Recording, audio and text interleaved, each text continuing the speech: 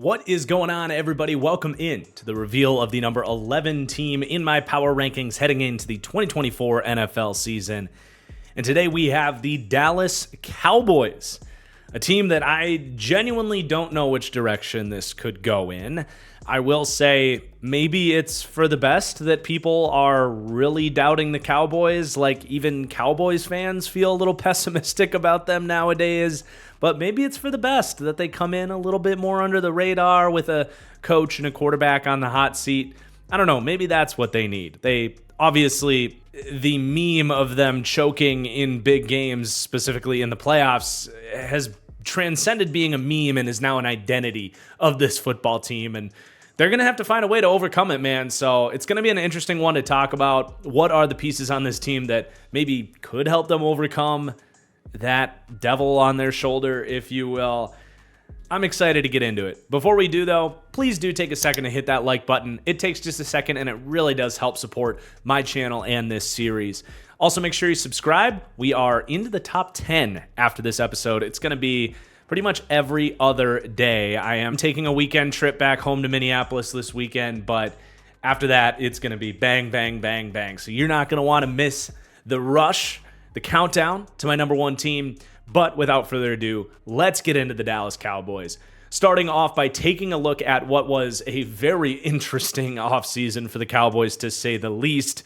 The legendary quote from Skip Bayless saying, "all in my ass," referring to Jerry Jones saying that this team is all in. Meanwhile, their offseason certainly doesn't scream all in. They lost a lot of pieces this offseason and have a lot of guys that are either new to the team or next man up. Some guys got to step up, but let's go through it. The first big piece they lost was the defensive coordinator, Dan Quinn, who has been transformative for this defense. They do bring Mike Zimmer back to the NFL after coaching with Prime out in Colorado last year. It's not like he did much with that defense, but college ranks. We know Mike Zimmer's a pretty good defensive coordinator, if not a great one, in his prime for the Vikings. But going to be tough to replace what Dan Quinn brought to the table. We'll talk more about Zimmer in the coaching breakdown, of course.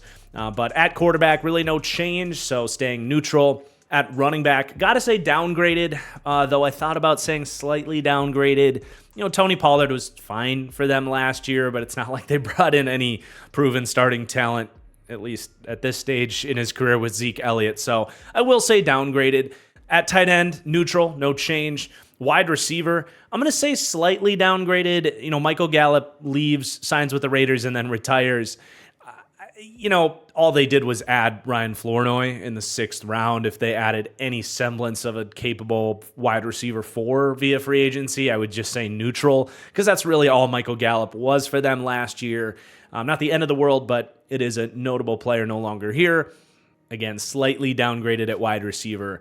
Offensive line, gotta say downgraded. They got a big year out of Tyron Smith last year. I think they wanted to get him back too, but he ends up going to the Jets. And their starting center, Tyler Biadasz, as well. So 2 starters need to be replaced here, and they spend some high draft capital looking to do that, especially in Tyler Guyton, slated to start at tackle, and then Cooper Beebe, a pick I liked in the 3rd round as well. But how can you say anything other than downgraded at offensive line? So nothing on the roster or coaching staff with an up arrow this offseason yet. But as we look at the defense, at interior defensive line, pretty much staying neutral. Jonathan Hankins leaves. They bring in Justin Rogers in the 7th round. Albert Huggins, very much whatever with the interior of the defensive line. But a lot of shakeup at edge. First off, in free agency, they lose Dorrance Armstrong and Dante Fowler, who both follow Dan Quinn cross-division to Washington. And then kind of a gut punch after losing those 2 players, Sam Williams, a talented young pass rusher, goes down for this season a couple weeks ago. And for something unpredictable like an injury to kind of stab you in the back there, it's tough. It's almost lucky at this point that they did spend that 2nd round on Marshawn Kneeland, someone that's really going to have to step up in his rookie season as a 2nd round pick. And they bring in Al-Qadim Muhammad, who's played a lot of snaps in the league, but gotta say downgraded at edge. those three players, Armstrong, Williams, and Fowler, were an impact for them last year. They're going to have to find a way to replace that production. But then at linebacker, Leighton Vander Esch goes and retires after playing a quarter of their snaps last season. They turn around and reunite Eric Kendricks with Mike Zimmer here. They also spent a third-round pick on Maurice Luafau out of Notre Dame and veteran Damian Wilson, who hasn't played in over a year. They were pretty rough off at linebacker last year. I do think this will be slightly upgraded, if not for having capable depth alone, but nothing major there. At cornerback, though, I am going to say upgraded. Yes, they do let Stephon Gilmore leave, but that is by design. They had the breakout, of course, of Deron Bland last year, who stepped up after Trayvon Diggs went down with an ACL after 2 games. They're pretty excited to get him back now with a number 2 opposite of him. So even if the roster movement is a downgrade, the actual play that they should get at that position, I think, will be better. Especially when they also spent a 5th-round pick on one of my favorite day 3 draft picks, Kalen Carson. And, they flipped Nahshon Wright for Andrew Booth. Just kind of trading lottery tickets there. Not as much to say on that. But, yeah, I do think the cornerback room is really the one piece of this team that should be legitimately better than it was last year. And then at safety, I'm going to say slightly downgraded, though it's another position group that they've kind of had a plan in place to replace Jaron Kearse. I do find it funny that Mike Zimmer must hate Jaron Kearse because he drafted him, never knew how to use him, never really did use him. He's since been pretty good anywhere other than on Mike Zimmer's defense, mostly here in Dallas. And Mike Zimmer gets hired here and he's like, yeah, I don't want Jaron Kearse. I don't know. I think it's funny. He's a stubborn dude for sure. But given what Kearse has done for this defense, which is, pretty good role as that dime safety for 3 years or so, they're going to need those young guys to step up in that role until proven otherwise. It will be slightly downgraded. And then no change with the special teams to round out the offseason. Obviously, with all these downgrades, some of them not all their fault. I mean, if Sam Williams was healthy, I think they could stomach losing Dorrance Armstrong and Dante Fowler a little bit more, but clearly one of the, I guess, worst off seasons that we've done in this series, in the sense that the majority of their position groups are staying neutral or getting worse. And for a team that has had such expectations over the last couple of years, it does beg the question of is this the end of a window here for Dallas? I don't think there's a hard answer, yes or no, on that, but it is a good transition to the coaching staff, where this is one of the most clear-cut hot seat seasons I can remember for a head coach in Mike McCarthy. And I'm frankly stunned that they brought him back. Not that he did a bad job taking over more of the offense with Kellen Moore leaving, or that their regular season wasn't fantastic. Hell, that's why he's still here, is what he did as the head coach in the regular season. But, I mean, the lackluster playoff performances of Mike McCarthy teams is a staple of who he is as a coach at this point. And it's the same problems every single time, and it's now been in 2 different organizations. So many of those Packers losses were defenses showing up flat, getting dominated in the playoffs, and now again happening in Dallas, and slow starts offensively as well, even with a quarterback like Aaron Rodgers. We've seen that with the Cowboys, and now you can go back and say, well, that was happening in Green Bay too. So that tells me it's an unmotivated, uninspired football team that is unprepared with a bad game plan consistently in playoff games where you're just getting out-coached. And as good as he is beating up on bad teams in the regular season, when you're the Dallas Cowboys, I would think they want a little bit more than that at their head coach. So I was a little bit surprised that they stood by Mike McCarthy and brought him back. But at the same time, not surprised, because for all of the talk about Jerry Jones being this, wheeling and dealing aggressive owner, he's actually the opposite. He is overly loyal in many cases. And this could be yet another situation where Jerry Jones's loyalty is in many ways wasting another season for Dallas. I know that's harsh, but I just can't get excited about Mike McCarthy. I think he's fine. When you look at the coaching ranks, comes in as my 22nd head coach, which is actually higher than I had him last year. I don't think he did the worst job ever. In terms of overall coach and culture, they're fine, 18th to 22nd. Pass game coaching, they're actually above average, 10th to 14th. And run game coaching, 13th to 18th. He is overall solid at running a football team, designing an offense, even when he's calling plays. There's not too many big complaints, at least. But there is certainly something missing from him as a head coach, as we described. You know, it was a good year to relocate to Charlotte, actually, because the Cowboys are coming to town week 15. And thanks to the sponsor for today's video, SeatGeek, I'm able to take out my phone, find the best prices, the best deal, the best seats, using their exceptional app that color codes all the seats. They give you a number rating based on how good of a deal every seat is. I buy all my tickets on SeatGeek, and I have for as long as I can remember, whether it's for concerts or sporting events. They have over 70,000 listings on SeatGeek. They are, in my opinion, by far the best ticketing app out there, and I encourage all of you guys, if you're going to NFL games, baseball games, concerts, you name it, to get your tickets on SeatGeek. And now if you use promo code FranchiseGuy when you do, they will knock $20 off your first purchase there, and you'll support my channel in the process. So that's promo code FranchiseGuy at SeatGeek. Thanks again to SeatGeek for sponsoring today's video. Now let's talk about this Cowboys coaching staff. Now, as far as what Mike McCarthy's offensive scheme is, it's funny because when he took over in Green Bay in 2007, I think it was, his West Coast offense was pretty revolutionary. A lot of bubble screens that at the time weren't particularly popular. A lot more 11 personnel, spreading the offense out a little bit, a lot more shotgun. He was part of the early wave of the modern passing game. He really was. But his lack of ability to innovate over time is what ran him out of Green Bay. Teams just knew exactly what they wanted to run.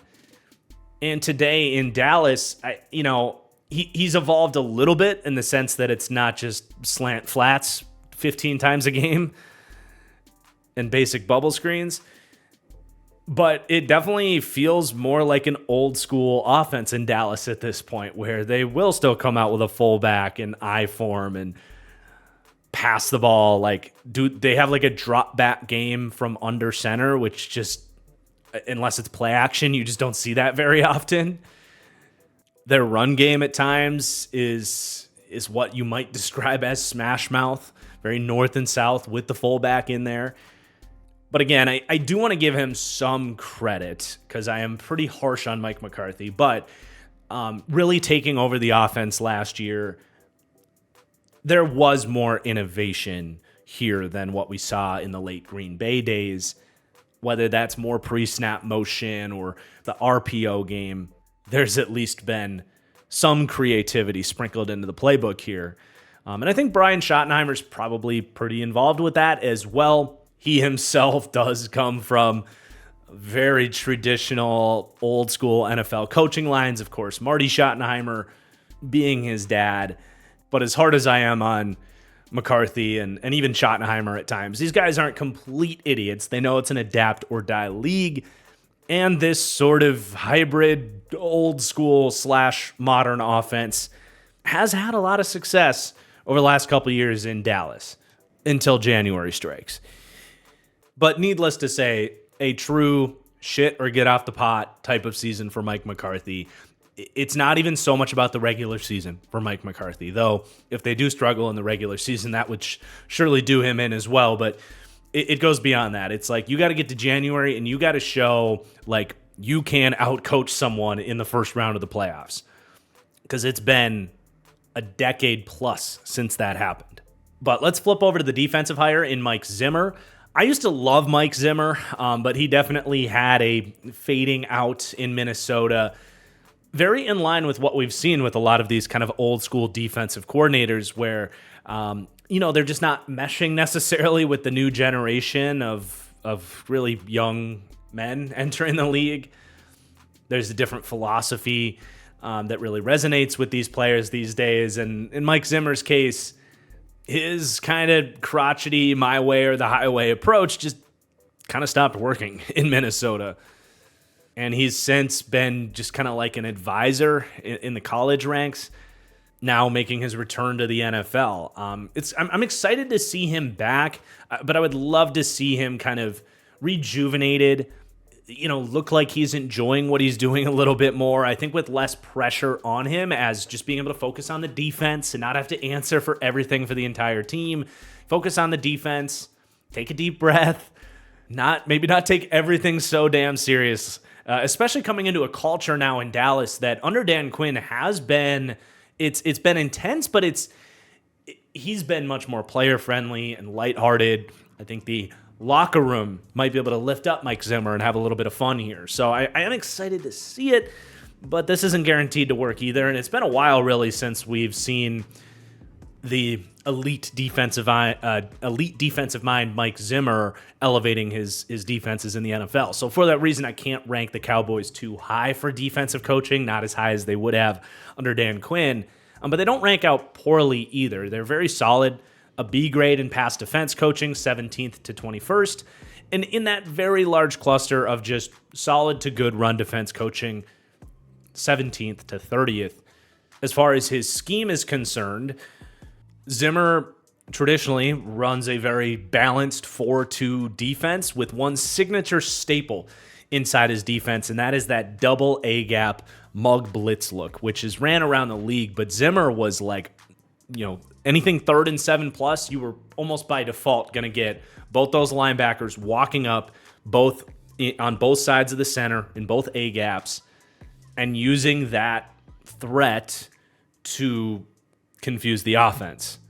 Those guys could blitz at any moment, but they're also in a pretty good spot to spot drop and take away the middle of the field in coverage. You can also send one, drop the other, or of course send them both and hope to get an unblocked end off the edge or any variety of different blitz looks they could run. He's got a very creative blitzing scheme all designed off of that double A-gap look. And when you look at Dallas with a guy like Micah Parsons in that spot, you can get pretty damn intrigued because he did a lot of that under Dan Quinn, putting Micah Parsons as that rush, linebacker standing up over the center.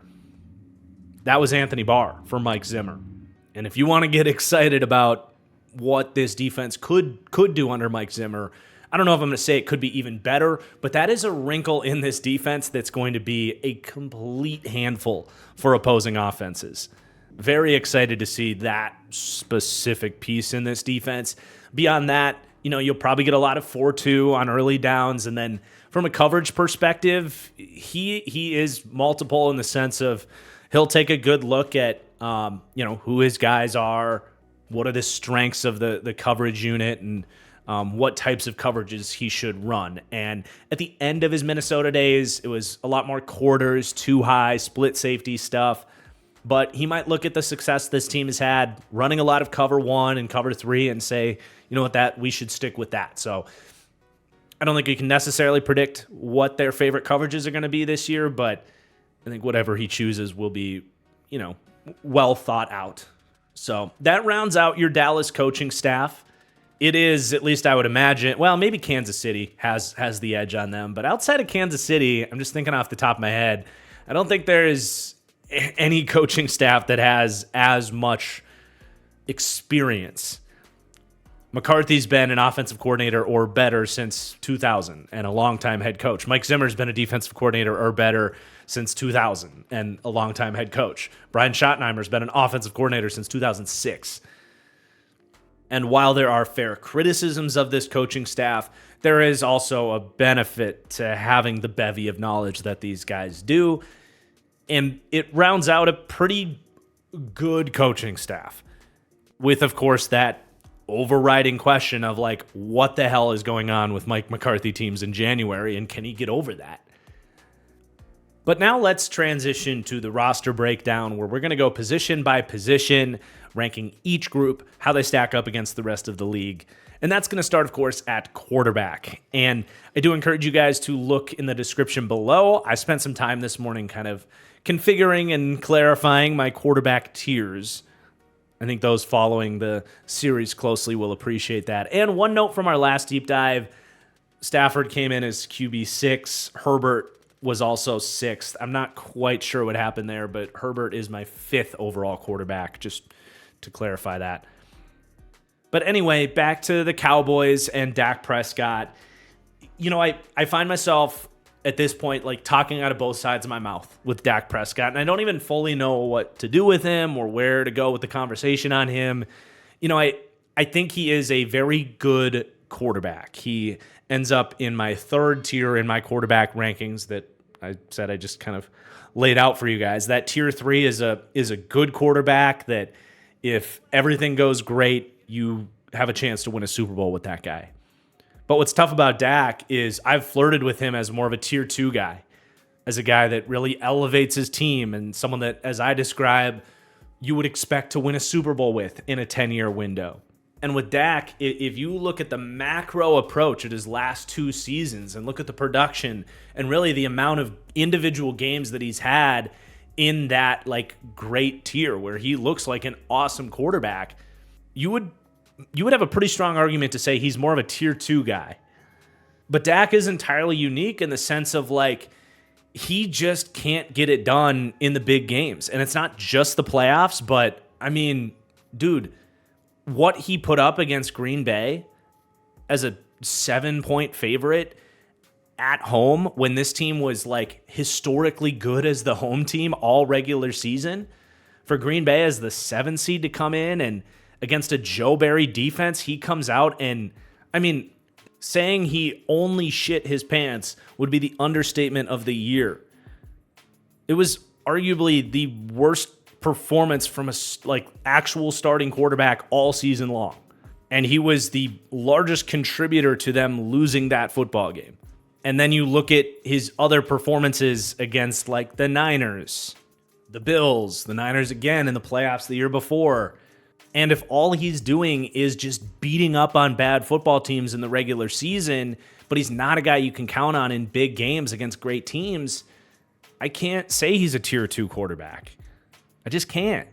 But at the same time, he does so much stuff that I like, and I just can't explain why he just self-combusts in these big moments. And generally, I think that's an overrated sort of talking point with quarterbacks, but I don't think that's the case with Dak Prescott. There is something there. He succumbs to the pressure in those big moments. The way he reads defenses and makes plays just changes.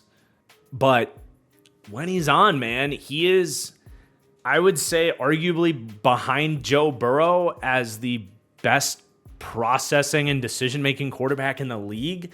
And it starts like from the second he walks up to the line of scrimmage. I mean, he's doing a lot of stuff that a lot of quarterbacks don't in terms of making checks, pre-snap. He's like one of the best in the league, knowing where the blitz is coming from, IDing the mic, all that stuff.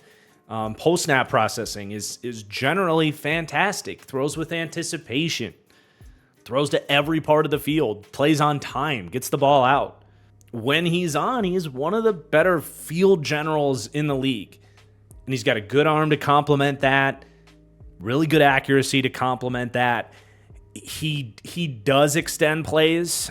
This is an area I've been very critical of Dak, and certainly is something that holds him back from being one of those elite quarterbacks. But I think even in some of those big games, you see this trait or lack of a trait really hurt him. It's just the consistency in terms of pocket presence and play extension. Very similar to what we've said about Herbert and Trevor Lawrence, where there's plays in there where he senses pressure and extends plays and does good stuff with his feet or makes good throws on the run.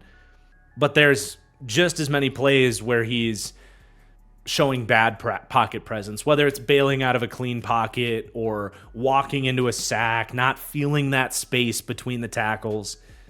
He can just be very frustrating in those situations, especially on third downs. He is what I describe as a drop and shoot passer the majority of the time, in that he's gonna get to the top of his drop, make that read, and either he likes it and it's open and he plays on time, and that's great when that happens. But as we know, third downs are tough. Your first read's not always going to be there.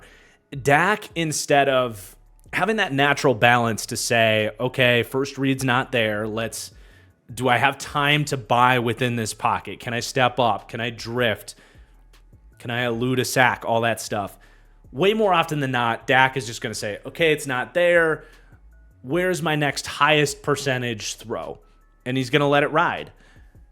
And he's going to, put the play in the hands of the receiver to go make a contested, 40, 60, 50, 50 ball, which isn't the worst thing in the world, but it also is not as high percentage of a look as extending the play, buying time in the pocket, buying separation, buying time for your receivers to separate, where you're getting a high percentage completion. And that's what the elite quarterbacks do consistently. And with Dak, I would say anywhere from every other time to 2 out of 3 times, that's his play style, drop and shoot. And I definitely think that's a more tangible explanation for some of his shortcomings in big games, because you're going to end up with more of those important third and longs against good football teams.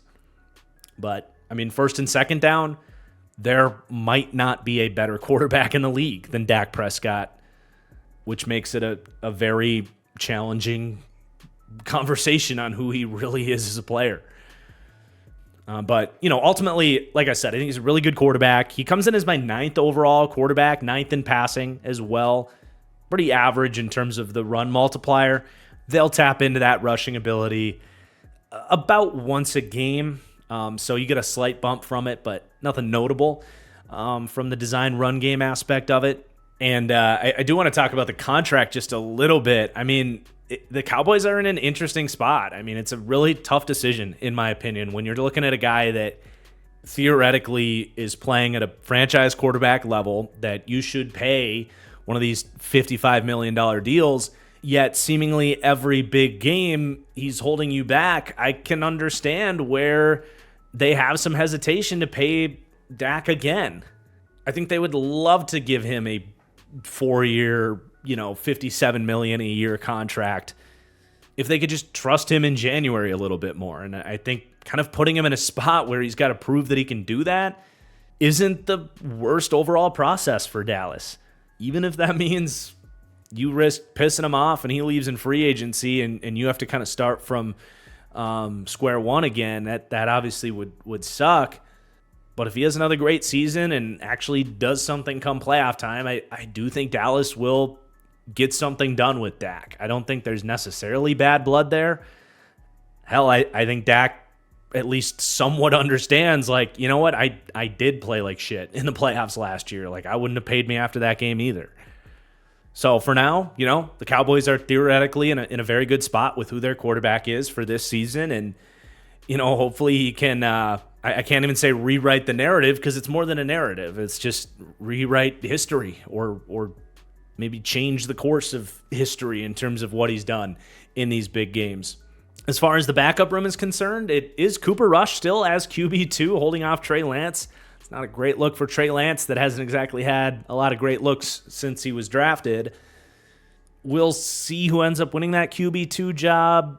We're all still theoretically interested in Trey Lance, but it's very much a show-me league, and he hasn't really shown anybody anything as of late. Still young, though, with a lot of potential, but it definitely feels more likely than not that Trey Lance was just a very unique situation with a young guy that played at the FCS level for 1 year that stole the hearts of scouts and just wasn't the guy. Certainly starting to feel more like that than anything else. But of course, this isn't all about Dak. There's a lot of open snaps to be had with a lot of players leaving from last year's team. So let's talk about who the rest of the players on this team are and if they can step up to get the job done for Dallas this year. Starting with the group of weapons, where they rank with a B+ grade for me, 7th to 11th. They are still in a very good spot in terms of who Dak is throwing the football to. And starting with CeeDee Lamb, of course, I think all of the talks about his contract are funny, and I love the interaction between him on Twitter to Jerry Jones saying they're not in a rush to get this thing done. They'll get something done. They will pay CeeDee Lamb. I'm certainly not to the point of entertaining theoretical trades or anything like that. They will pay him because he established himself as an elite wide receiver last year. And they will pay him because if they want any chance this year, they need CeeDee Lamb out there and they need him at his best. So that contract will get done. It will probably get done within the next couple of days. And it'll be right next to what Justin Jefferson got, and I think that's fair. I mean, in a league flooded with great wide receivers, great number one wide receivers, CeeDee Lamb isolated himself above those guys and entered the tier of truly elite wide receivers in the NFL. A true do-it-all, difference-making player to all three levels of the field. Someone that can play inside and out, incredible run after catch ability, win tough catches, and separate with the best of them. And another thing I always say about high-end number one wide receivers is I ask the question, is this a guy you can funnel your offense through? Well, nobody funneled their offense through a wide receiver more than Dallas last year. Led the NFL in targets, receptions, and hell, he was only 50 yards behind Tyreek Hill, which is saying something because Tyreek, if you didn't realize, had quite the season last year. So he will be paid.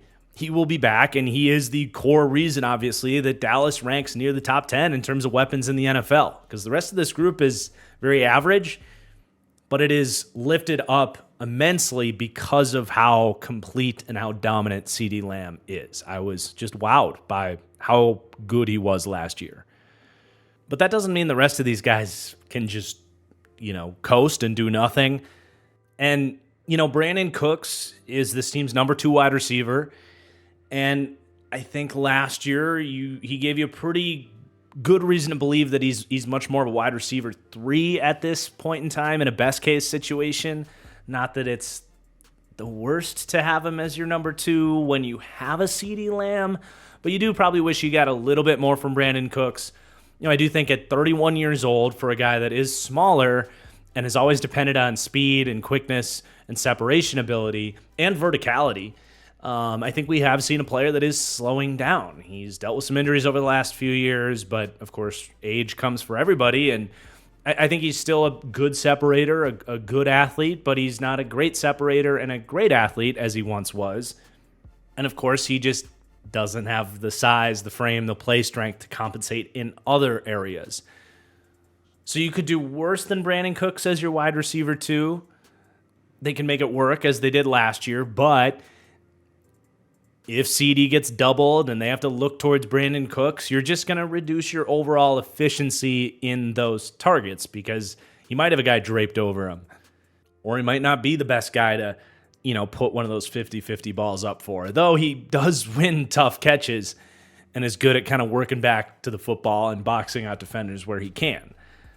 He does have about a 54% contested catch win rate over his last 3 years, which is really impressive given how small he is. But a lot of those are guys hanging over his shoulder or getting hit after the catch as opposed to like, hey, Brandon, go jump over a 6-foot corner and win a jump ball for Dak. He certainly is not that guy. And I think you can even ask as well, like, is he even going to be as good as he was last year? And can he stay healthy? He has missed a lot of games over the last 3 years or so. Ultimately, he's okay-ish as a wide receiver 2, would find himself in this role on, I don't know, maybe 10 other teams in the league. But there's a good maybe 15, 20 wide receiver 2s in the league that are better than Brandon Cooks, if that makes sense. So not a great starting point with who you're working with after CeeDee Lamb. But then it really falls off. Jalen Tolbert, they are counting on big things from. Literally big things. Like, go do what Dez Bryant used to do for Dak, what Michael Gallup did for Dak for a long time. And we talked about this with Dak, with that drop and shoot tendency. They're going to read out CD like 85, 90% of the time, if not more. He's the number 1 read. If he likes what he sees, it's going to CD. If he doesn't, more often than not, it's going to turn into knowing what his next best avenue on the play is. And in Dak's mind, a lot of that time, it's a back shoulder to the sideline, throwing it up on a go ball. And they have always liked to have one of these bigger-bodied perimeter wide receivers, and they're hoping Jalen Tolbert can be that guy. Entirely unproven in that role. A third-round pick 2 years ago out of Southern Alabama, and someone that caught 22 balls for 268 yards last year. I'm not going to say he can't settle into this role, but they are asking a lot out of him. And then beyond him, you got Kevontae Turpin, really good player with the ball in his hands, excellent return guy. Hasn't really shown to be too much more than just a gadget receiver for them, but, he'll probably get his 20 touches, 200 yards, some explosive plays in there. Not going to bet on him to be too much more than that. But one guy I'm very interested in is Jalen Cropper. Really nice slot wide receiver out of Fresno State. Now, they do use CeeDee Lamb from the slot a lot. About 60% of his snaps came from the slot.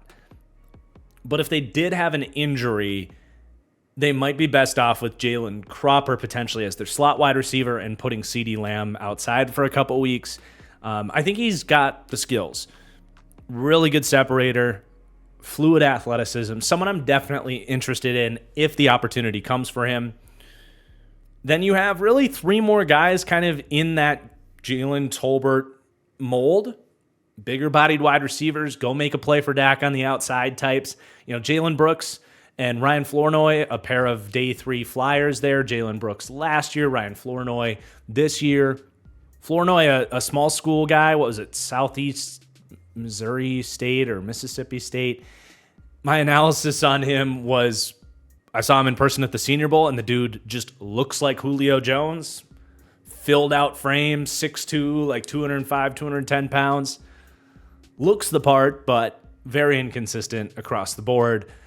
But I see why they drafted him. Honestly, man, keep an eye on Kelvin Harmon if he makes this team. I've always liked Kelvin Harmon. Felt like he had a pretty good first year in Washington. Got hurt, and then the league forgot about him, and he balled out in the XFL this year.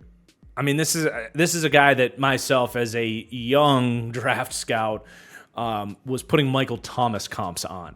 Obviously aged poorly, and we've learned a lot since then. But I'm just saying, would be very interested if he makes this team, because if Tolbert struggles, this is anybody's opportunity to step up. And then you got 5 other kind of undrafted types trying to get in the mix as well. There are opportunities to be had here with Michael Gallup no longer here. They're expecting that to be Jalen Tolbert, but I think it will be interesting to see who, if anybody, can step up in that wide receiver 3 role, which they don't need a ton from, but clearly they would prefer someone with some size that can win contested catches on the outside. My bets there would be on Tolbert and Kelvin Harmon. But while you do have some questions, obviously, from really wide receiver 2 through 6, I would say what saves them from falling down a tier in my rankings down to more of a B grade is Jake Ferguson. I mean, he's legit. And I think even if you get below average play from wide receivers 2 through 6, you get elite play from CD, I think you're getting borderline top 10 tight end receiving play from Jake Ferguson. And I struggled with whether or not to put the up arrow on Jake Ferguson because he's not the fastest guy. He's not even the biggest guy. He plays at about 245 pounds, but he does a lot of really high-level stuff at the tight end position. He's a super high IQ player that I think could actually unlock another level in his game and be like a, 95 catch, 1,000-yard receiving tight end, get you 10, 11 touchdowns. I mean, that's obviously really high praise, but given the opportunity and honestly how good he was last year, it's hard to rule that out. And he wasn't even far off from accomplishing that last year. He had 850 yards and 8 touchdowns. But it's been really fun to see him ascend.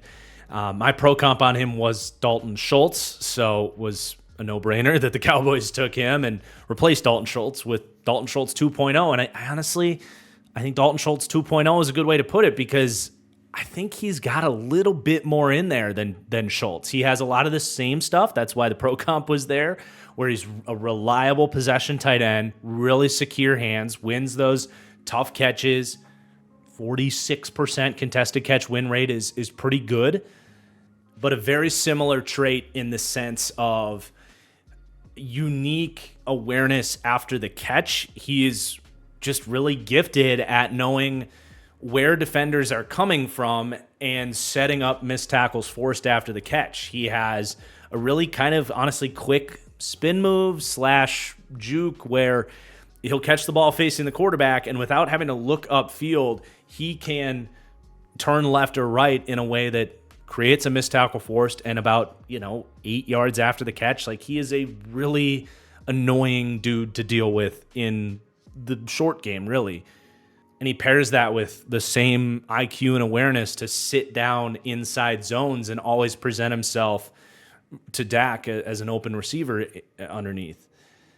So within the confines of this offense, where of course you're trying to feed CeeDee Lamb, but if it's not there, not only does Dak have the option to put the ball out to the other receivers, but a lot of times he's going to have Jake Ferguson right there going like, right here, I got you.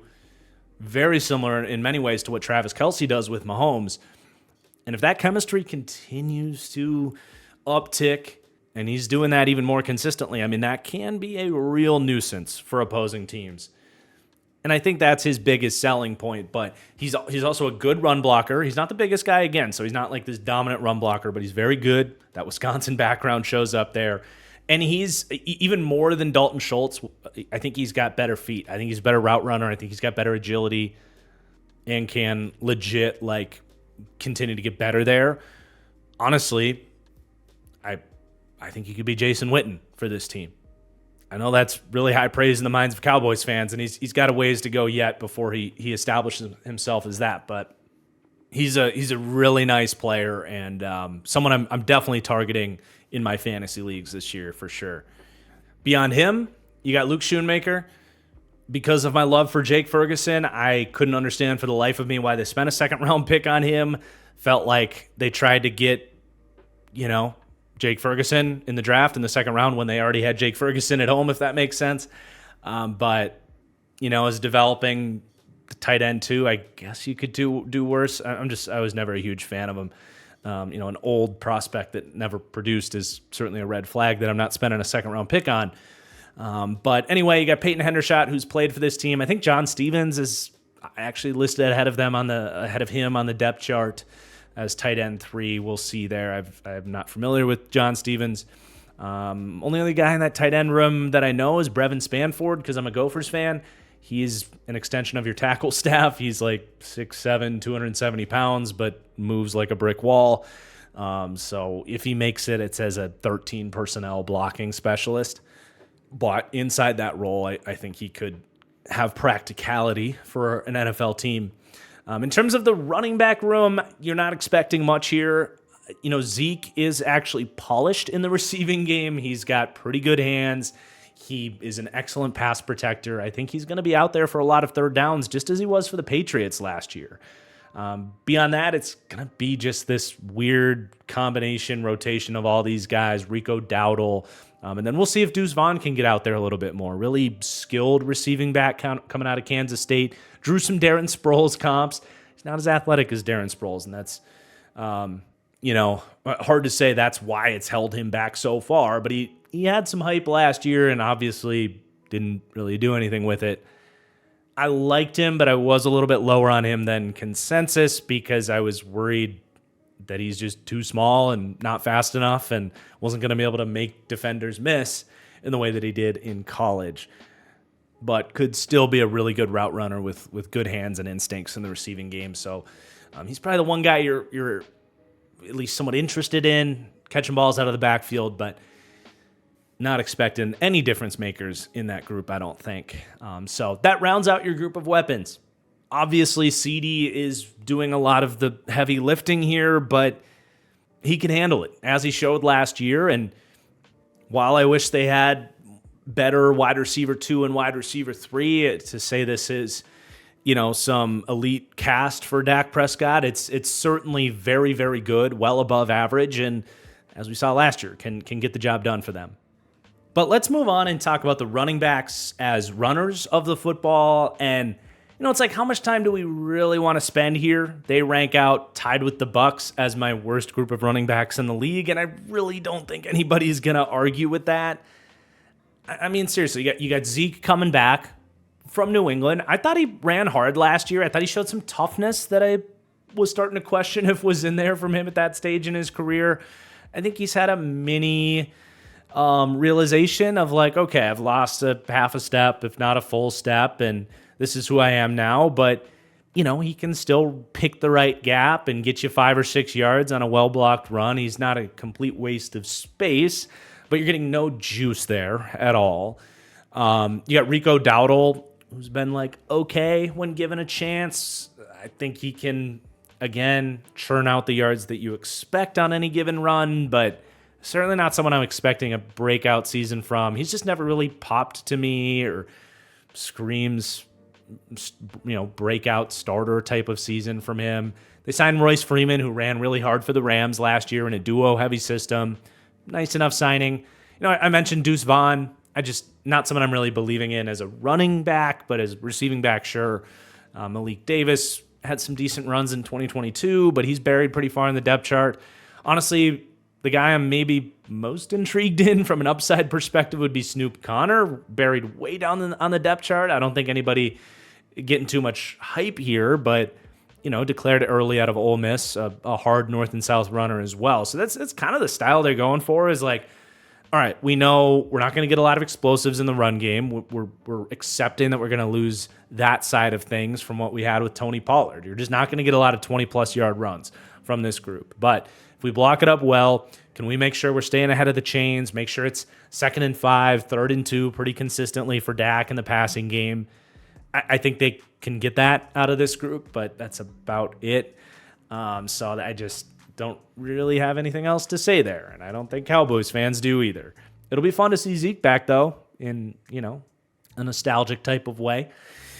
We already talked about Dak. They'll run him once, maybe twice a game on a read option or whatever. Not a huge boost there, but a slight one. Overall, this is a very pass-first offense that is going to use the run game to stay ahead of the chains and to keep defenses honest. And that's about it. Now, as we switch to the offensive line, that statement becomes interesting because, I do think they have the run blocking to complement a bad group of runners to the point that they can still get some effective runs in there, 4 or 5, 6-yard runs. They rank 6th for me for run blocking. But if this is a pass-first style offense, their pass blocking has major question marks this year that weren't necessarily there last year. They rank out 26th for me in pass blocking, and that meets a little bit in the middle there. Their overall ranking for offensive line is 18th to 19th, but they're one of the more polarizing groups in terms of being a run block first team over pass blocking. So you start this conversation off with Tyler Guyton at left tackle. A lot of glowing reviews from him at camp. That's great. Guyton was an interesting pick. I thought it was just a touch early. I saw the traits, was more of a guy I was comfortable with in the second round. They ended up moving down, taking him in the first round. Not the end of the world, but he's a risky prospect. There's no way around it. That said, they've had success with these types, most recently in Tyler Smith, who's been phenomenal. So if any team is going to, make my second round grade on Tyler Smith look stupid at this point, it's probably the Dallas Cowboys. But it doesn't entirely change what his film said at Oklahoma and what he is as a prospect. He was interesting in the sense of a lot of these more raw prospects are like maybe a Kingsley Suamataia for the Chiefs who went in the second round, where like, okay, you can see the traits, but their technique is just all over the place and needs to be reworked from the ground up. Guyton was unique in that he clearly had been coached the right technique, because there was maybe 1 out of 3 snaps where everything came together. His kick slide was clean. His hands were inside. He would lock in and have like reps that looked like an all-pro tackle with his size, his length, his athleticism. But the next 2 plays, he would come out and be tripping over his feet. He would strike wide, expose himself to power, just be losing in all sorts of different ways. So for him, it's just a matter of putting that package together consistently. And I don't know what's worse. I don't know if it's worse to be the guy that clearly wasn't receiving coaching or to be the guy that's been taught the right technique, but just hasn't figured out how to do that correctly, or at least, consistently play in, play out. But then you also throw the whole, like, he's never played left tackle. He's a college right tackle moving over to the left side. It throws another wrinkle in this thing. I have questions specifically from a pass protection standpoint, protecting Dak's blind side, what you're getting there when they got such great play there from Tyron Smith last year. From a run blocking perspective, I'm less worried. I think he was pretty good. You saw some of that inconsistency show up there as well with missed strikes and missed assignments. But overall, I think you're pretty encouraged by the run blocking side of things for him. He's a really good athlete, and he tries as a run blocker. It just comes more down to the pass protection for me on him. But yeah, he's a big wild card for this team this year. I do think Dak, with inconsistent pocket presence, is a player that I don't want to say requires better left tackle play, but benefits more than other high-end quarterbacks from trusting that blindside protection. But then next to him, you have Tyler Smith, made first-team All-Pro last year in year 2. That was a little bit of a surprise for me. I don't know if he was the second best guard in the league last year, but honestly, I kind of understand it. I mean, he was remarkable as a run blocker. He's very close, honestly, to what like Trent Williams is as a run blocker. I would say like 3 out of 4 snaps, he's Trent Williams-esque. Now, it's at a different position. Trent Williams and his ability to seal that edge in a wide zone run blocking scheme, I think it's just a huge, like an integral part of the entire concept of the 49ers offense. So in terms of like impact, it's maybe not the same, but just on like grading a snap by snap play, Tyler Smith is insane. The reason I bring up the Trent Williams comparisons is because of how athletic he is, but how ridiculously strong he is with that athleticism, with his size. And he's got the desire to do it, that dickhead mentality you look for. He's just been so unbelievable as a run blocker. Perhaps the reason the All-Pro thing was a little bit of a surprise was the pass blocking, I would say, is just like, it's good. He has his losses. He's still growing there. I would say for him to be as good of a pass protector as he is in year 2, for how raw he was coming out of Tulsa in that regard, it's a huge testament to his development. But he's not perfect there, right? Certainly not a concern. I think he's good at it. But if we're now saying this dude's an all-pro, I think he still has plenty of room to grow there. Regardless, the arrow is absolutely pointing up on him. Very good chance that he's their best offensive lineman. And you can make a case he was last year. I mean, we'll get to Zach Martin, but he's 33, 34 years old.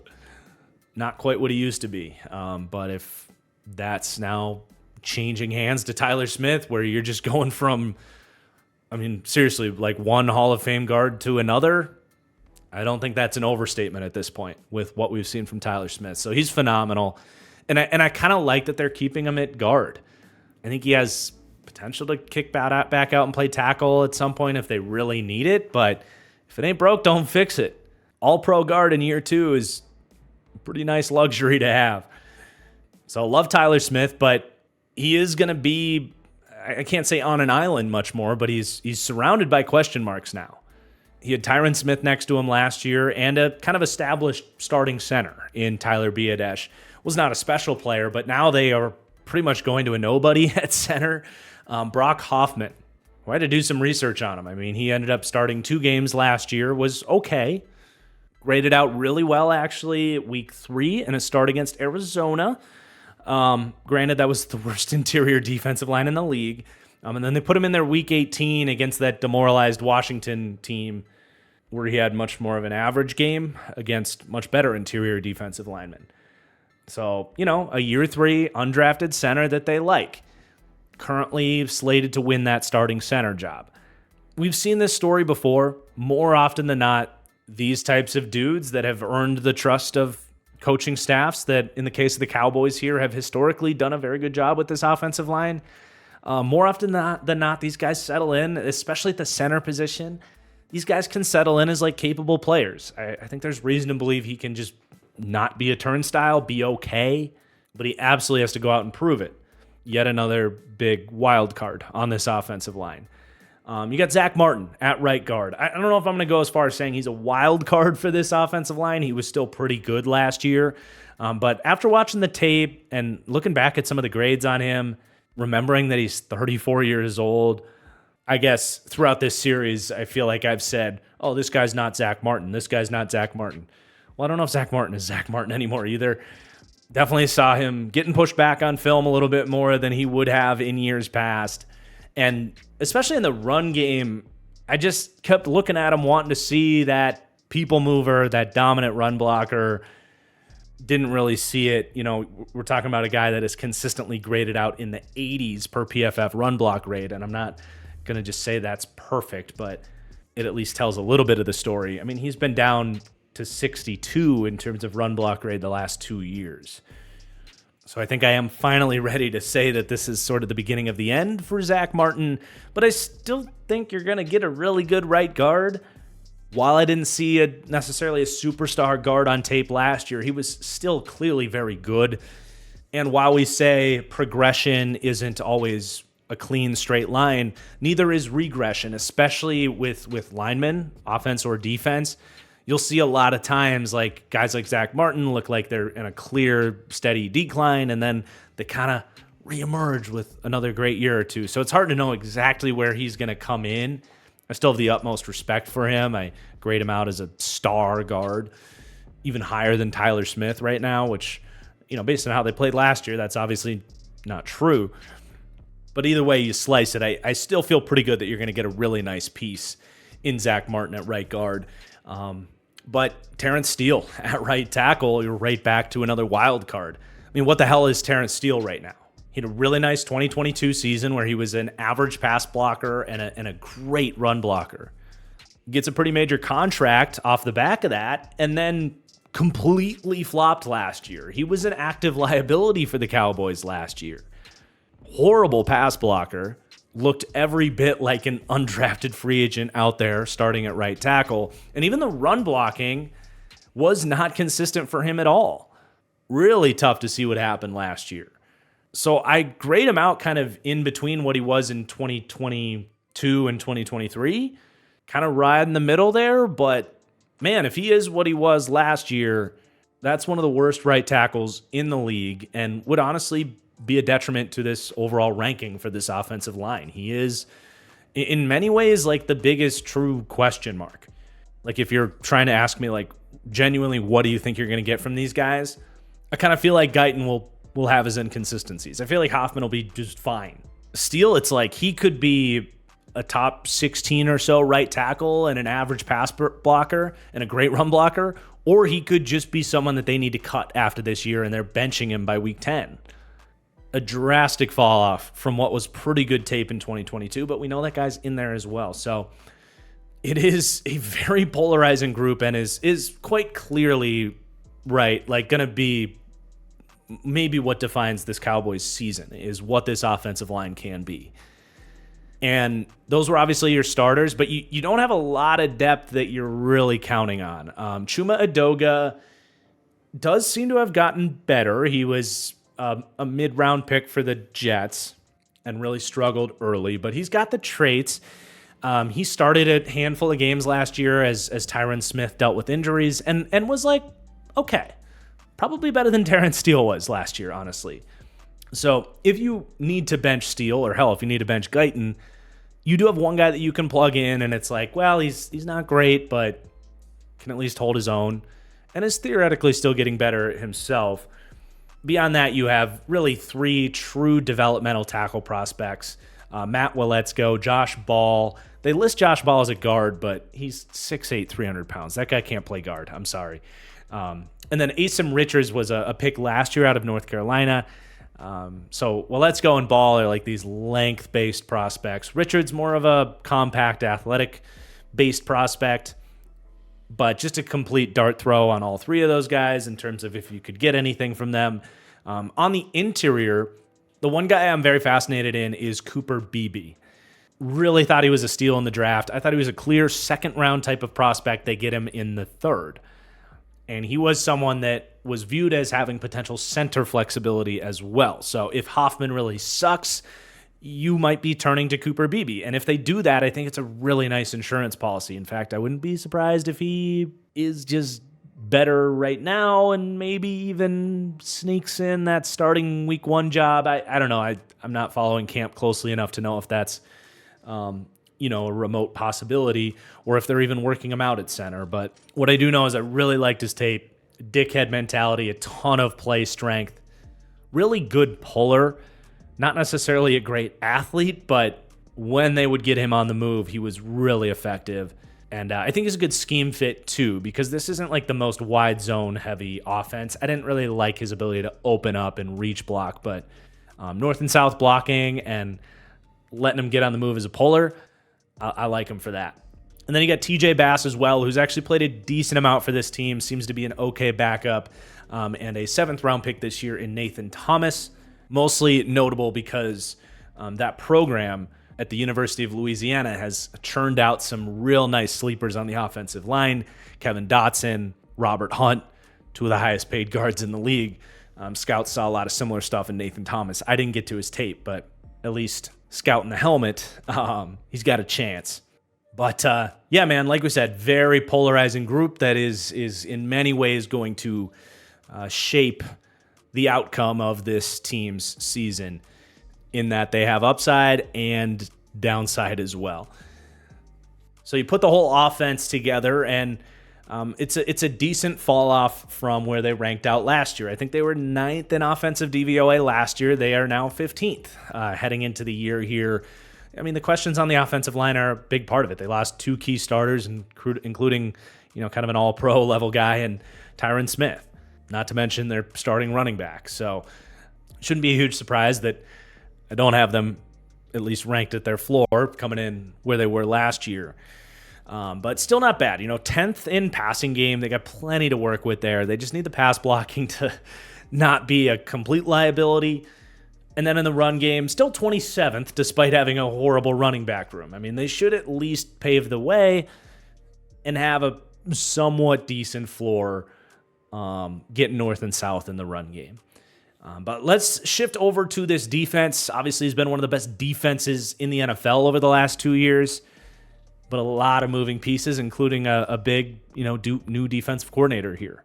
But let's start with the defensive line. Despite all the movement, I still feel very good about this group, especially in the pass rush department. They come in ranking 2nd to 3rd for pass rush. So top 3 pass rush in the NFL. Very meh in terms of D-line run defense, though, 24th to 27th. We have seen this team in certain matchups getting smashed up the middle against the run. The Packers game in the playoffs being one of them.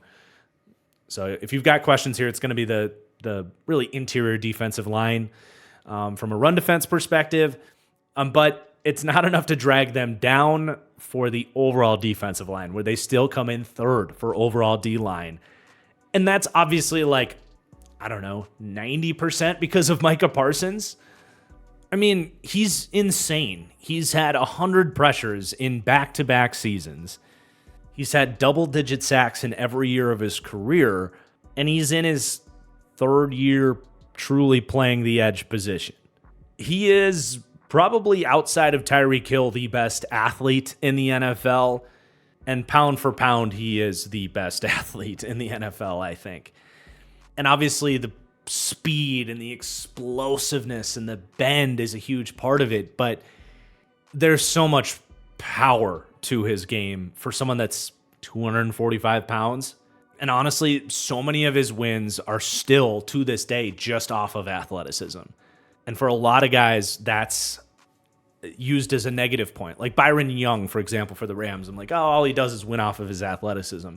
But when your athleticism is what Micah Parsons has, where he just says, okay, I'm basically going to force you to overset to the outside, because if you don't, I'm just going to run around you and get to the quarterback in 2 seconds, because I can do that. But if someone does that, he then just gets low and rips through, using his quickness to change lanes and the bend and the power, and just rips through guys. And then he'll also just mix in a bull rush, because for Micah Parsons, that comes easy. He's rushing wide. Tackle doesn't know how to handle him. Okay, fine. I'm just going to take my two arms and drive you into the quarterback. That's all he really needs. And again, 99.999% of edge rushers in the league, that can work, but you kind of use it against them to be like, oh, it holds them back. And we praised him for winning with his athleticism, but that's not to say like he never mixes in a spin move or different pieces of finesse. Again, he doesn't really need that stuff. He'll break it out and get some wins off of it, but there's still even more to be unlocked here. With Micah, it's like he's just unblockable. You have to double team him. You have to slide to him. And that's before you even get into like, they move him all over the place in a unique way that you can't typically do with a lot of edge rushers, because he's kind of got that linebacker background. And because they move him around, they can create one-on-one opportunities for him. So with Aaron Donald gone, I mean, even including Myles Garrett, I don't know that there is a edge rusher in the league right now that has as much of a force multiplying effect in the sense of, you know, forget about his one-on-one pass rush ability for a second, but just the amount of just pressure he's creating for others because offensive lines are sliding towards him, always having to know where he is, how he helps the coverage unit because you're almost always going to keep a tight end or a running back into block to deal with a guy like this. Or they can screw you up by showing him, making you slide his way, and then he drops back into coverage and you've been overloaded to the other side. In my opinion, you know, you might look at the rest of this defensive line and some of the pieces you lost and say, oh, top three pass rush is too much, but I just genuinely don't think it is when you have Micah Parsons. And I got crap heading into last year when I said I'd rather have the Cowboys D-line than the Eagles D-line. I got a lot of crap for that. Well, guess who had the better pass rush last year? The team with Micah Parsons. And I just don't think that's going to change because you lost Dorrance Armstrong and Sam Williams and Dante Fowler. With all due respect to those guys. But I think those guys were productive in many ways because of what Parsons opens up. And I do just want to reiterate, like with Zimmer coming in, I mentioned that double A-gap mugged blitz look is just a signature Mike Zimmer thing. We're going to get a lot of Micah Parsons as that stand-up middle linebacker where he's already shown how effective he is rushing from those alignments. But he provides a unique advantage in the sense that if you try to run against that front, which is a way to beat it, he has the ability to get off blocks and do stuff that a lot of normal middle linebackers can't do. And he also can drop into coverage. He's done a lot of that, right? He played linebacker at Penn State. He's done a lot of that here in Dallas. He's not a great coverage player, but he's probably as good as it gets in terms of coverage dropping edge rushers. I'd give TJ Watt some credit there too. He's really smart dropping into coverage, but truly insane player. You know, I don't think the Lawrence Taylor comps are over the top. I really think he's that type of a dude. Any given year could win Defensive Player of the Year and is just an overall transformative player for this team and perhaps maybe even the biggest reason that they're still coming in 11th in this power rankings. But he does have some help. You know, DeMarcus Lawrence still has it, and I think it's in a pro and con type of way, he's going to have to play more this year. You know, they kind of save him at his age, but he's only 32, right? It's not like we're talking about a 35-year-old Von Miller who can only play 20 snaps a game. Like, I still think DeMarcus Lawrence can give you a full-time starting role here, which with Sam Williams getting hurt, I think his snap count just went up about 5 or 10 snaps a game to the point where he might have to play more snaps than he has in recent years. But he's still a good number 2 pass rusher, still has a lot of power, a lot of craftiness and effort to get after the quarterback. Not the game record that he was back in like 2017, 2018 in his physical prime, but still, you know, very above average number 2 pass rusher at this point. And then as a run defender, he's one of the best run defending edge players in the league, straight up. So if he's out there more often, you might actually get even more from your edge 2 than you did last year. But does that mean a reduction in his efficiency or, you know, does he get hurt having to play more? There's pros and cons to it, right? But still feel pretty damn good about having DeMarcus Lawrence here, who's become a bit of an afterthought in many ways. I don't know. I still think he's got a lot to offer. Let's continue going through the edge group. Although the lines start to get blurry with who's an edge, who's an interior guy, they really do blur those lines here. We'll see how that changes or doesn't change in the new regime with Zimmer here. But, Marshawn Kneeland was a second-round pick who is going to have to really play more this year. I think they had plans for him as an early down edge to take some reps from DeMarcus Lawrence, even let Micah Parsons get a breather, kind of give you that Dorrance Armstrong role, and then maybe play some, 4-eye, some interior rusher on later downs. But with Sam Williams getting hurt here, not listed on the depth chart, by the way, but Sam Williams was more of that good third down designated pass rusher role for them. Didn't really do much from a run defense perspective. But with him no longer here, I do think, especially with how they're going to use Micah Parsons in a stand-up rush linebacker role, presumably, Kneeland is going to have to do a lot more from a pass rushing perspective this year than they were probably counting on. And I like Kneeland. He's got a lot of power. He's got lateral quickness for a big guy. There is a lot of Tyron Crawford, some of these hybrid ends that they've liked in years past. There's a lot of him in there. And frankly, the ways he wins are very similar to DeMarcus Lawrence. When they drafted him, I said he's kind of a long-term replacement for the role that they've had DeMarcus Lawrence in. Very similar size, 6'2.5", 265 pounds. But, I liked his floor. I think he'll be okay. But it was a tick down, losing that kind of flamethrower off the edge in Sam Williams, who just brought a lot of speed and quick pressure that you're not really getting from Lawrence or Kneeland or Chauncey Golston, who's much more of an early down role for this team. They actually have him listed as a defensive tackle, but, it's blurred lines.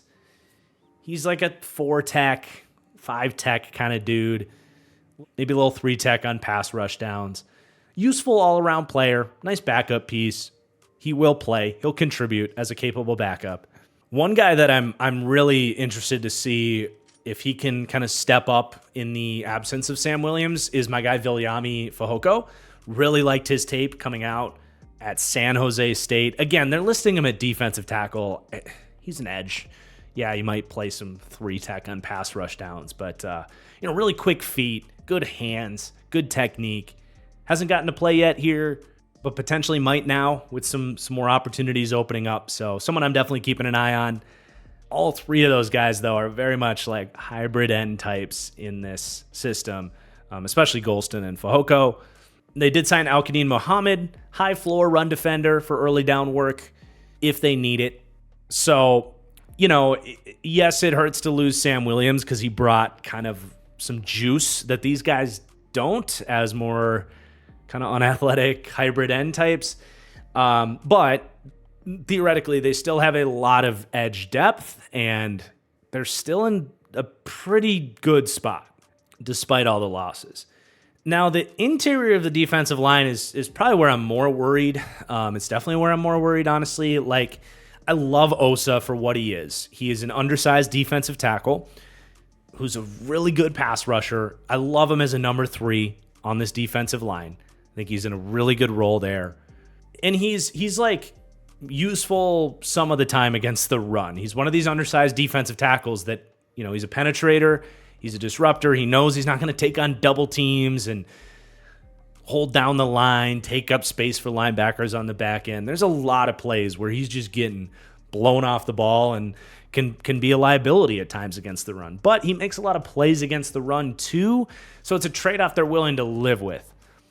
They're one of these fronts, at least under Dan Quinn, where they love to slant, create chaos, make it feel like you're running into a hurricane every play, where even if guys are undersized and theoretically you should be able to move them once you make contact, they're going to tap into their athleticism, scatter them all over the place, and just muddy things up. So it complicates the run game, and hopefully somebody can get loose and use their athleticism to change a lane and get to the ball carrier. Can lead to some disaster games like Green Bay, but for the most part, it does okay. And Osa's a part of that. Now, they did draft Mazzy Smith for a reason. They don't want to have to lean on that every time when things are going south for this run defense. Like, yeah, they love to put Chauncey Golston and Valami Fehoko out there as a 4-eye or a 3-tech defensive tackle every play and just tap into these guys' athleticism as we described. But they know that's not going to work against everybody. Some teams can crack the code like a smart coaching staff in Green Bay and can start to take advantage of you. So they do want a guy that can play nose tackle and take on double teams and defend the run in a more traditional sense. And they kind of had that guy in Jonathan Hankins last year, but not really. They spent a first-round pick on Mazzy Smith hoping he could do that because he did that at Michigan at a really high level, and I loved him as a prospect and loved this draft pick, and everything seemed to make sense, yet it was just a nightmare disaster rookie season. Kind of the example of, like, you just don't always know with these rookies because Mazzy seemed like a really high floor, high character dude, high program, like, felt like you knew what you were getting from him, at least as a run defender. And he was horrible. And he was horrible because he lost 30 pounds. And we have yet to get a good answer on why he lost 30 pounds. At first, it was reported that the Cowboys asked him to lose 30 pounds. Then it came out that maybe that wasn't the case. Maybe it was Mazzy Smith doing that. I don't know. I don't want to know. All I want to do is see him get back to 330 pounds and do what he did in college, which he was listed at 330 on the initial roster report for the Cowboys. All reports are he is playing back at the playing weight he had at college, what they drafted him to have. And good riddance. I mean, that was such a big part of his game, was having that play strength, the anchor against double teams, and just the overall play strength to disengage and great foot speed for a big guy. But the second he stops becoming a big guy, he just has normal to above average foot speed. I'd rather you have that at 330 pounds than at 300. So complete wild card what you're getting from Mazzy Smith. I'm still a believer, but there's no good NFL tape to base that off of. And not all 30 pounds are created equal either. Like, you want to make sure that's good weight as well. So he's another huge wild card really for this entire team, because he is the only guy that can legitimately stop the run from the interior in theory. And I can feel pretty good about saying that because their depth is just horrible. I mean, Carl Davis has bounced from team to team to team, has never stuck anywhere. He flashes, plays now and again. Big dude out of Iowa. Albert Huggins, likewise, kind of keeps bouncing around, hasn't done much. They did draft Justin Rogers, another nose tackle type, in the 7th round. I mean, he's the other guy here that has the size. I mean, we'll see what we get from him. I didn't hate his run defense tape. I thought he was a one-trick pony of a prospect that can two-gap a little bit, but offers nothing as a pass rusher. But that's fine for what they need from him. We'll see how much he plays. But that is going to round out this defensive line. I don't know if polarizing is the right word, but it's unique. They do things differently, but it's obviously been incredibly effective. And as long as Zimmer can kind of look at what's been effective for them and I think usage-wise do a lot of the same stuff, I think they're going to walk away feeling damn good about what they're getting from this group with Micah Parsons and company. But you do have much more questions with the second level, with the linebackers. It's looking like Eric Kendricks and Damone Clark. One guy trending down, one guy trending up, and we'll see where that kind of meeting of the middle ends up here. You know, Eric Kendricks, his Chargers tape was just incredibly mediocre, but it was in a Brandon Staley defense that is hard on these linebackers. But I definitely did see a lack of the athletic juice that once was a big asset for Eric Kendricks. I just felt like he was slow to the ball, moving in space. You didn't see the range that he once had. I mean, this is a guy that I vividly remember a play of him running up the seam against Devontae Adams. I just don't think he's got that in him anymore. He is still, at least in his prime, I mean, he was teach tape for how to cover at linebacker, the definition of cover players, not grass, where he actually gets to his spot but is active in the sense of feeling out zones, but using his eyes to cover someone. So many linebackers just drop to a spot and let the offense manipulate him. He's very smart in that way. And a lot of times he's just going to be annoying. Like he's going to cover up that backside dig or run up the seam from cover 3 when it's not necessarily his assignment, but he's smart to take stuff away in that way. So I do still think he's a good coverage linebacker.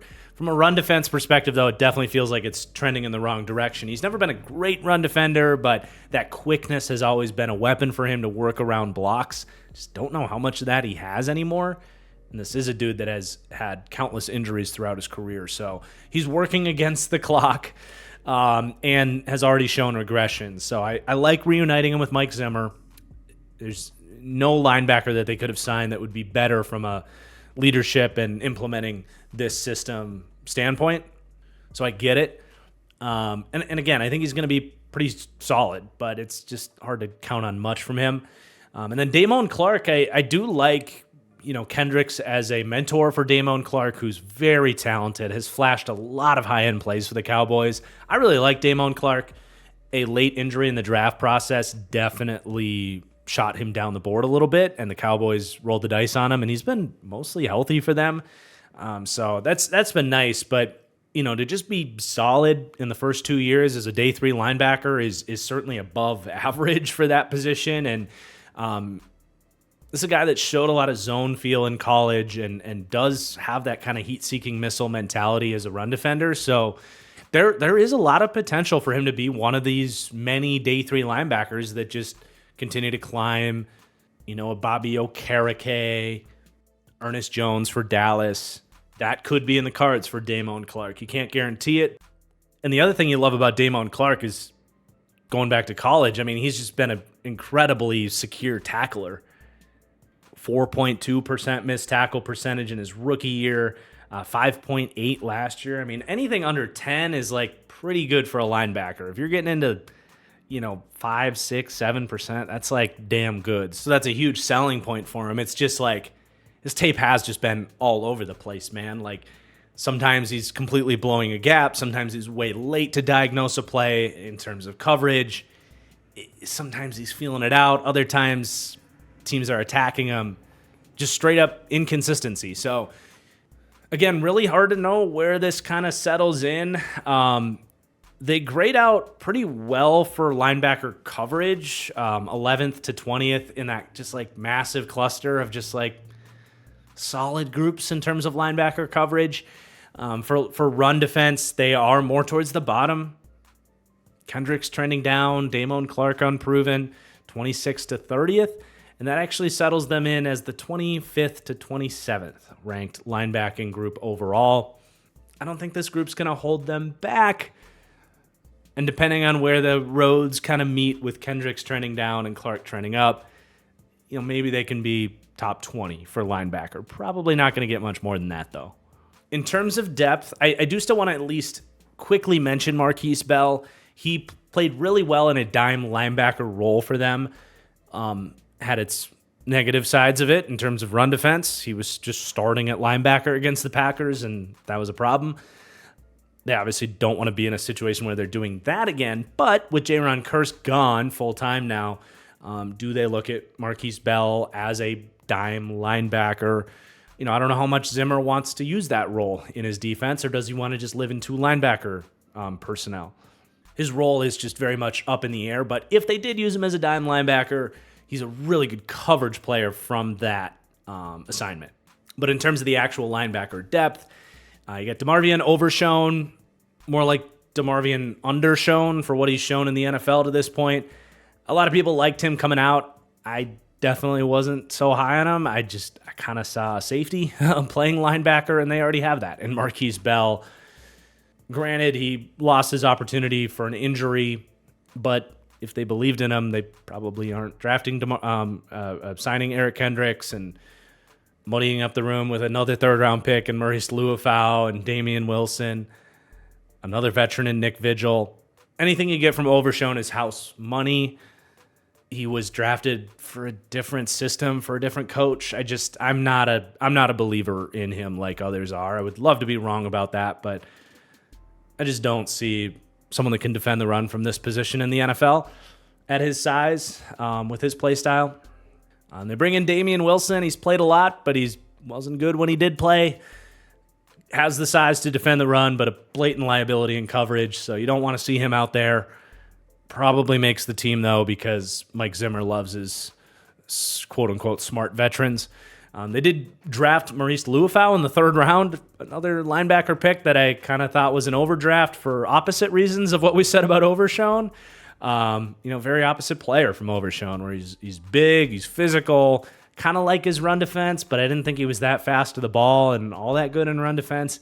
And from a coverage perspective, just entirely underdeveloped, and not that great of an athlete to project well as a coverage player. So as a special teamer and maybe a strong side linebacker, if they want to go to 4-3 here to give them a little bit more size, I guess with Wilson and Luafau, I guess that's maybe what they're looking for there, with more of the potential to run more of a 4-3 over front. Sure, I guess for early down work, that's fine.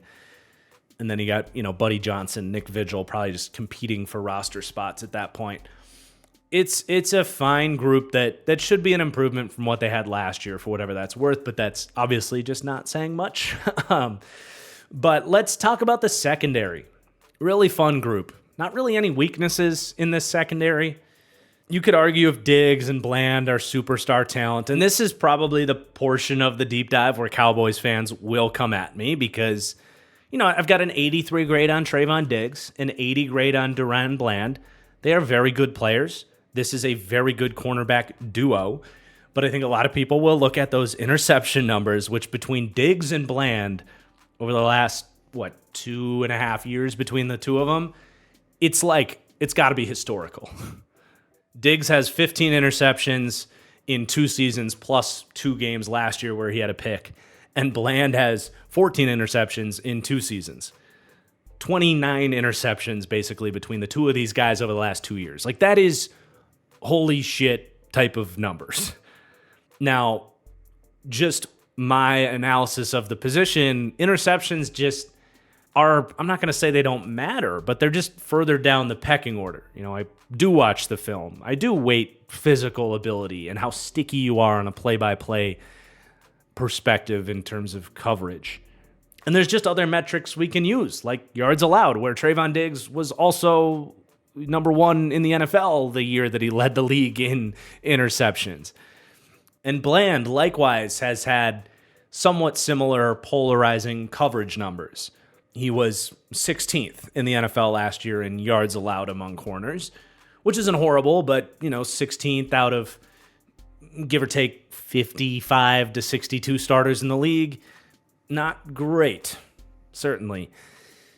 So both these guys are very similar style in that I would say they are both average to above average, down-to-down coverage players who do happen to have elite ball skills and something about them where they have that nature in them to kind of bait the quarterback a little bit. They might leave that little extra half a step where, okay, they know the out route's coming, they know the quarterback's looking at them. They might say, oh, you got me, and then they'll jump it. Look, there is something to be said about that. And these guys' ratings at 83 for Diggs and 80 for Bland are much higher than they should get based on their down-to-down coverage consistency. So it's not that the interceptions aren't accounted for here, but let's face it, there are times where smart quarterbacks and great receivers can kind of, I don't want to say have their way with these dudes, but they aren't afraid of the coverage from Diggs and Bland. And in the case of Duran Bland, you also have to point out 6 of his 9 interceptions last year and 5 of his 6 highest PFF coverage graded games came in 5 games last year against New England, Carolina, Washington twice, and Tommy DeVito's Giants. So, yeah, he is a menace for bad quarterbacks and will capitalize on mistakes and bait guys into mistakes. But is that showing up in the games where he's going against the game's top quarterbacks? No. So I look at Diggs and Bland as, like a top 8-ish cornerback duo in the NFL. I'd have to go through all of it. But I think a lot of Cowboys fans are going to call me a hater and say I'm too low on Diggs and Bland. But, I think I broke down why I think there's a lot of weaknesses in these, or at least non-strengths in these guys' games as well. And that's not to say that they're horrible coverage players. I don't want that to be what comes away here. They're okay, but neither are sensational athletes in terms of stickiness, being in guys' hip pockets and man-to-man. And there are times when they are trying to bait the quarterback and they aren't successful at it, and they give up plays off of that. But it is an exciting pair of dudes to have on the back end when your pass rush is as good as it is, because this is a situation, as much as most teams in the league, where you're gonna speed up the process, or you're gonna be in a position where even if your coverage isn't perfect, if you're in the area and you're able to capitalize on interceptions, I mean that's dangerous, right? Interceptions are a big deal. They're game-changing plays. So for the first time, really, both these guys are out there. And even if they're both allowing 800 yards on the season and they're both in the top 10 for coverage yards allowed, if they both get 7 or 8 picks each, yeah, you're talking about a very productive, useful cornerback duo that are going to contribute to a lot of wins for this defense as well. But your slot corner is going to be Jordan Lewis, as it's been.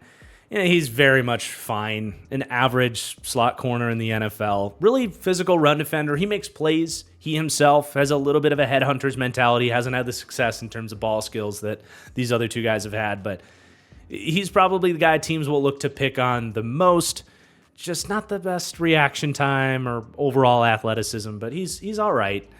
In terms of cornerback depth, they've got a pair of day 3 picks here. Eric Scott Jr., who has yet to play here, and a guy I really like in Kalen Carson. My pro comp on Kalen Carson was Chidobe Awuzie. So Cowboys fans very much understand that style. He was drafted by the Cowboys. Long, physical, athletic cornerback who ultimately I think fell to the 5th round because of injury concerns. And he was a guy that didn't really get to test because of a late season injury, but the athleticism is very clear to me on tape.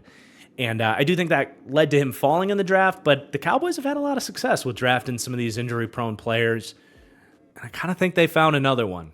And if they're looking kind of down the barrel a little bit, Deron Bland heading into year 3, he's going to want his money pretty soon, especially if he keeps getting 5+ picks every year. If they have to pay Dak, Micah, and CeeDee Lamb, they need to save some money somewhere. I think Carson down the road could be a really nice CB2 to Trayvon Diggs, and maybe even CB1 in terms of being the better coverage player between the two. Getting way ahead of myself, but definitely a pick I really liked if he can stay healthy. And another guy, talk about taking risks on injury, Andrew Booth Jr., he's just a name at this point. He was someone many expected to go in the 1st round. A ton of talent. Really good tape at Clemson, but had clear injury concerns. Had him fall to the 2nd round, and they've followed him through and through in the NFL. He's basically not been able to practice to any consistent degree, get any consistent playing time in Minnesota, and that's hurt his consistency on the football field as well, whether he's just, doesn't know his assignment or not, doesn't have the chemistry, or he's playing injured or whatever. It's just been a mess. So they take a flyer on him. Anything you get from him is house money, but worth the risk, I suppose. CJ Goodwin's been more of a special teamer in the league. But, it's a really good cornerback room. In terms of the safety room, it's solid. Average to above average. Malik Hooker's a good free safety. Hasn't quite lived up to his, 1st-round pedigree where he was this, Earl Thomas comps, I think, coming out of Ohio State. Hasn't lived up to that, but in terms of not busting coverages on the back end, doing a decent enough job to put himself in playmaking opportunities, and specifically just being a really consistent tackler coming downfield, taking good angles, being the definition of the safety position, the last line of defense, he's really good at it. Not an impact player, but does what you ask of him. And then Donovan Wilson, nice, smart, balanced, physical player in the back end. He's more of their move safety, where they'll move him down into the box a lot more than they will with Malik Hooker. And as a result, they end up asking him to basically have more difficult coverage assignments a lot of times. Seeing a lot more slot wide receivers and actual kind of zone match or man-to-man assignments. And, isn't the best athlete for that type of stuff, not the most instinctive coverage player, but will make his plays and get involved as a run defender as well. Tackling consistency's been a little below average on him, but he's physical. He'll throw his head into the mud when he needs to. He's fine. A duo that they really shouldn't have to worry too much about. Their depth is at least somewhat intriguing to me. You know, Wanye Thomas, year 3 out of Georgia Tech, has some size, has made some plays in limited opportunities. Izzy Mukuamu, converted corner turned safety, similar. Like, he hasn't played much because they've had their dudes here. But he's come in as a dime back occasionally and made some plays. They do bring in Sheldrick Redwine. I think it was on the team last year, but he's a really athletic dude and a playmaker on the back end, but a risk taker and a horrible run defender. But, you know, they got some players in terms of depth for safety. And, of course, Marquise Bell, who I just glossed over, but really hard to say, like, what his role is. Is he a quasi-starter as a dime safety? Is he a backup strong safety? Or does Zimmer just not really value this type of linebacker? He obviously didn't with Jaron Kearse now and back in Minnesota. He's a unique dude and a unique player, but he does have a lot of speed, and I still think has upside to maybe be more of like a general starting strong safety. Play a little bit more, you know, deep coverage assignment roles. So there's potential there. I've liked what we've seen in the you know, limited role that he's had, though he did end up playing a lot of snaps for this team just as a linebacker, which was a tough ask, and he did pretty much as well as you could have asked for a 205-pound safety to just go play linebacker. Overall, Dallas comes in as my 9th-ranked secondary, which I think makes sense. They're like, from a coverage perspective, I would say they're like kind of smack dab in the middle of the league. You don't really have any gaping questions about this group either, which is nice. But I think they are elevated a little bit just because of the playmaking aspect from Diggs and Bland. So again, it's not that that's not accounted for here, Cowboys fans. I just do think it can get overrated a little bit at times. But as we put the whole picture together, I do still have Dallas as a top 10 defense. They came out as my 6th-ranked defense for those following the series diligently. Just a little behind-the-scenes action here. Their pass rush actually came down a twitch in my ratings with the Sam Williams injury. Nothing too significant, but it did come down. And that was enough to put Pittsburgh actually ahead of Dallas as the 5th-ranked defense this year in a very tight rating. To get really nitty-gritty, 83.14 on Dallas, 83.19 on Pittsburgh. But always get a couple people that are like, I thought Pittsburgh was the number 6 defense. Well, you know, these things change as injuries happen, and I watch the film and all that stuff. But obviously still really freaking good for Dallas. I think the defense is, again, going to be the identity, or at least especially this year, going to be the identity of this team. This is just a really special combination of a pass rush up front with playmakers and solid coverage on the back end that just not a lot of teams have. So they do come in 3rd for pass defense, but they do have still questions to answer in terms of run defense. Even with the improved linebacking group, they come in as my 28th overall run defense, though I would say they certainly have more upside to be better than that if Mozzie is a huge part of that, and then you know, we'll see what the linebackers really give them, because I think there is potential for them to be more of like a top 20 or so linebacking duo. But we just obviously have questions with where those two guys are at. But then in terms of special teams, they rank out really well. Shouldn't be a surprise. I mean, just based off the PFF and DVOA team grades for special teams last year, they were solid. 10th for DVOA, 16th for PFF. But, I mean, one of the best kicker-punter duos in the league. Brandon Aubrey in what was his rookie season last year. One of the best overall narrative storylines on the season, by way of the XFL off his couch. Definitely the biggest XFL success story, at least of the modern XFL. He's awesome. So you feel good about him, even if it's just the 1 year. And then Brian Anger's a really good punter. They came out as my 7th-ranked special teams. They also have a good return man in Turpin. This was a new thing this year with the special teams. Next year, I am going to try and factor in returners somehow into this. It's got to be a PFF return grade or something I can factor into this. But for now, for this series this year, we're not going to have that in there. But let's start to tie a ribbon on all of this. Despite a rough offseason, the Dallas Cowboys are still a really good, dare I say, balanced football team. Even if I'm expecting the offense to take a step back, they were a top 10 offense last year, and they come in 15th this year. Upside to get better than that with the offensive line, but even if they're a little worse there, that's still a pretty good offense and an excellent defense, man. I just don't think they're going to take some massive step back defensively, even if they have, they are a little bit matchup dependent in terms of being squishier against the run. And you'd love to see them overcome that hurdle, but on paper, still a really good football team. It's just, can they start to show up in big games? It sounds lazy to say it, but it's almost like that's all that really matters for Dallas. But as we look at the Venn diagram of strengths, weaknesses, and pivotal factors, I love to start with those pivotal factors because those are the things that are ultimately going to decide, in many ways, how this team's season is going to play out. And a lot of it is questions in the trenches, the offensive line specifically. You've got like 3.5 question marks there. A couple of young new players.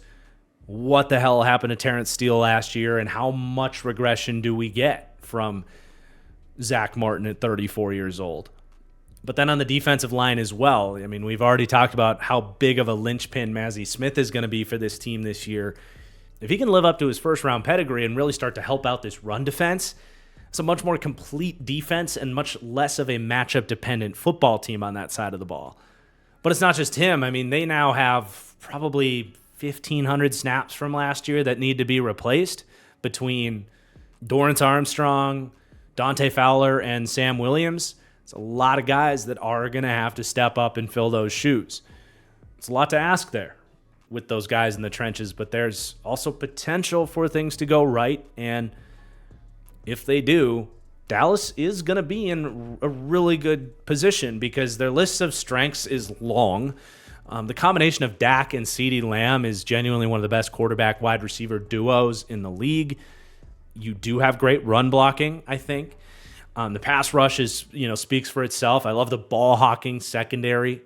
A very unique strength for this team, and special teams as well. But they do have a pretty decent list of weaknesses. Most, of course, connected to that run defense. Both the D-line and linebacker run defense are yet again questions for this team. The pass protection is, until proven otherwise, I think going to be somewhat of a weakness for them. And then, of course, January has been a huge weakness for Dallas. But let's finish up and take a look at this team's schedule. What does this all mean for me in terms of how many wins I think this team gets? Their schedule, it's not that bad relative to a lot of top teams. I think that does work in Dallas's favor. I mean, you have 4 games in your own division that you should be able to take care of business. I mean, this team put an ass whooping on the Giants and the Commanders last year. Get this, between those 4 games last year, they won 172-37 and went 4-0. So even if the Cowboys get worse and those other teams get better, can they bridge that gap? Probably not. So you like getting that in your division. And they get the NFC South, which we know is kind of by far the worst team in the division, or the worst team in the league. Nice, sexy Week 2 home game against New Orleans. A road game at Carolina, hosting Tampa Bay late in the season doesn't really scare me for this team. But then you do have to play the AFC North, one of the best divisions in football. You do have the Eagles twice. They're not going to make it easy on you. And they drew some tough teams outside of their divisional scheduling. Houston, Detroit, San Francisco. There's a lot of good teams in the league this year, man. So no one's got a true cakewalk of a schedule, but Dallas could certainly have done worse. And I think it definitely helps them in terms of their projection this season, honestly. Their over-under is 9.5. That does feel low. I mean, just feels like a slight overreaction to a bad offseason and what happened at the end of the year. And I'm not saying they didn't get worse on paper, but this was still, at many points in last season, a team that felt like, I mean, I don't know if I ever got them as high as 1 in my power rankings, but they were flirting with that like all season long. I still think this is a really potent football team. And after looking at the schedule, like I would, if you made me bet on this, I would bet the over and still think they can get to 10 wins. But that just brings you all back to like the overriding question on Dallas is not, can they win in the regular season? It's what happens in January in the playoffs. And that's where, like, am I betting on Dak Prescott to win the Super Bowl? No, I wouldn't touch that with a 10-foot pole, not based on what we've seen so far. But can they win 10 games, get into the playoffs, and do it again? Yeah, probably. But that is going to do it for a very interesting Cowboys deep dive. Thank you so much for watching. Let me know what you think of the ranking. Would you bet over under 9 wins on Dallas? What are you thinking this year? And who do you think comes in with the number 10 spot in my power rankings? We're getting close, man. The home stretch is here, starting to see the light at the end of the tunnel. Please do hit that like button on the way out. But just again, thank you for watching, and we'll see you soon. Peace out.